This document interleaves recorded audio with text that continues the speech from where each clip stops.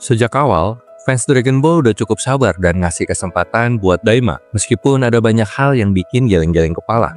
Dari scaling kekuatannya absurd, fisika di alam iblis yang nggak masuk akal, sampai alat kejut sihir yang tiba-tiba jadi OP. Semua itu nggak masalah selama ceritanya bisa tetap seru dan penuh kejutan. Selama 16 episode, Daima udah berhasil ngebalance antara world building yang keren dan momen-momen santai yang konyol tapi tetap menghibur. Nah, episode 16 yang berjudul Degesu ini benar-benar contoh sempurna dari dua sisi ekstrim itu. Di satu sisi, episode ini berhasil menyelesaikan beberapa plot penting, bahkan ngasih clue buat villain terakhir, tapi di sisi lain, Daima juga nggak bisa lepas dari selera humornya yang kadang terasa terlalu bertele-tele. Ada banyak adegan komedi yang terasa nggak perlu seolah-olah hanya untuk memperpanjang durasi. Tapi untungnya, meskipun episode ini penuh dengan momen absurd, bagian akhirnya berhasil menyelamatkan semuanya.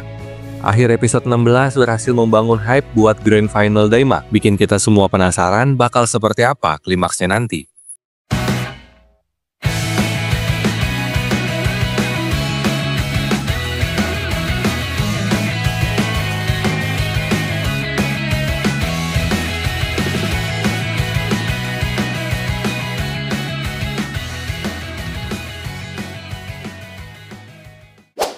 Pasukan Gendarmerie udah ditetapkan sebagai kelompok kocak sejak debut mereka. Jadi bakal seru banget kalau Dragon Ball Daima tiba-tiba ngubah ekspektasi dan bikin mereka jadi ancaman serius. Tapi, sayangnya itu nggak kejadian. Mereka tetap jadi bahan lelucon dan meskipun komedi bisa berhasil kalau dieksekusi dengan baik, di sini justru terasa kayak buang-buang potensi. Salah satu contoh yang lumayan menarik adalah pertarungan Majindu versus Tamagami nomor 1, yang sebenarnya bisa jadi momen kejutan kalau Daima mau. Tapi nyatanya, pasukan Gendarmerie malah dibuang begitu aja dalam 2 episode tanpa meninggalkan kesan apapun. Seolah-olah mereka cuma ada buat jadi parodi Ginyu Force, bukan ancaman nyata. Episode 16 malah mengulang adegan perkenalan mereka tanpa perubahan berarti. Bikin kita bertanya-tanya, ngapain sih? Kalau aja ada twist, misalnya seseorang langsung menghancurkan mereka di tengah perkenalan, itu bisa jadi lebih lucu. Tapi Daima nggak ngasih sesuatu yang fresh, malah ngulang-ngulang aset lama. Untungnya, Vegeta turun tangan, dan ini jadi satu-satunya bagian yang benar-benar menghibur. Dia dengan gampang mengebantai pasukan Gendarmerie dalam pertarungan yang benar-benar satisfying, sambil terlihat kesal karena harus ngabisin waktunya buat mereka. Bahkan, anggota terkuat pasukan ini yang seharusnya punya senjata berbahaya malah dipermalukan total. Intinya, kita semua udah tahu bahwa pasukan Gendarmerie nggak bakal jadi ancaman besar. Tapi kalau mereka mau dikalahkan, setidaknya kasih sesuatu yang lebih epik atau mengejutkan kan? Sayangnya di sini mereka cuma jadi lelucon sekali pakai yang nggak terlalu berkesan.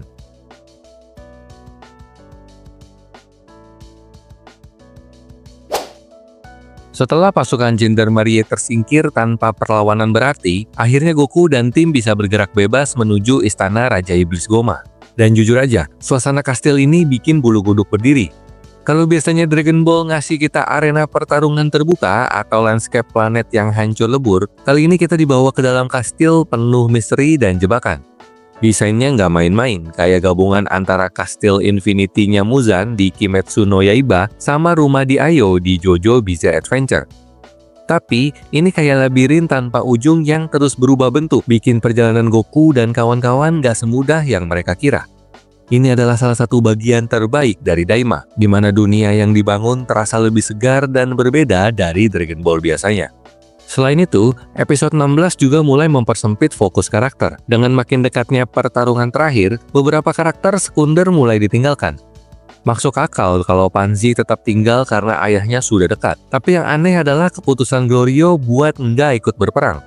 Ini terasa janggal banget mengingat dia punya kekuatan yang bisa membantu. Aneh banget rasanya melihat karakter yang sudah dibangun sejak awal tiba-tiba keluar dari konflik utama tanpa alasan yang jelas. Untungnya, Panzi dan Glorio akhirnya bergabung lagi di tengah-tengah serangan terhadap Degesu. Dan ternyata mereka masih punya peran penting. Bahkan, High-Beast dan topi barunya yang awalnya terlihat konyol justru jadi elemen penyelamat yang nggak terduga loh. Kayak nggak sengaja ngambil item sampah di game RPG, tapi di akhir game ternyata itu kunci kemenangan. Tapi bagian paling mengejutkan di episode ini adalah Degesu yang akhirnya menunjukkan sisi jahatnya dengan cara yang lebih serius. Selama ini, dia terasa seperti karakter ambigu yang nggak jelas antara konyol atau berbahaya. Tapi kali ini, dia menyandra bayi Dende dan gak ragu buat mengancam nyawanya. Ini bikin suasana jadi tegang banget. Cara Dragon Ball Daima mengemas momen ini juga keren banget. Sudut kamera rendah yang bikin Degetsu terlihat lebih dominan dan menakutkan, ditambah musik creepy dari Kosuke Yamashita. Benar-benar bikin atmosfer makin suram. Selama ini, Daima lebih sering terasa ringan dan penuh aksi komedi. Tapi momen ini membuktikan kalau serial ini juga bisa menyajikan ketenangan yang nyata.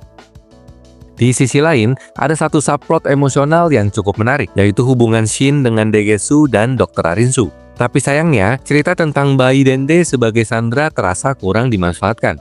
Ini bisa jadi plot yang bikin ketegangan makin tinggi, tapi anehnya hanya mendapat sorotan kurang dari 2 menit sepanjang seri. Seandainya Daima lebih fokus ke alur ini, pasti dampaknya lebih terasa. Soalnya, begitu bayi Dende diselamatkan, ancaman yang dibangun sejak awal terasa nggak ada efeknya lagi. Secara keseluruhan, episode 16 adalah episode yang menyiapkan panggung untuk pertarungan akhir dengan cara yang cukup efektif. Ketegangan mulai meningkat, karakter-karakter utama mulai terfokus, dan desain dunia yang ditampilkan semakin menarik. Sayangnya, ada beberapa momen yang terasa kurang digali, terutama soal bayi Dende dan peran karakter sekunder. Tapi tetap aja, dengan semua build up yang ada, pertarungan terakhir di Dragon Ball Daima bisa jadi sesuatu yang epic.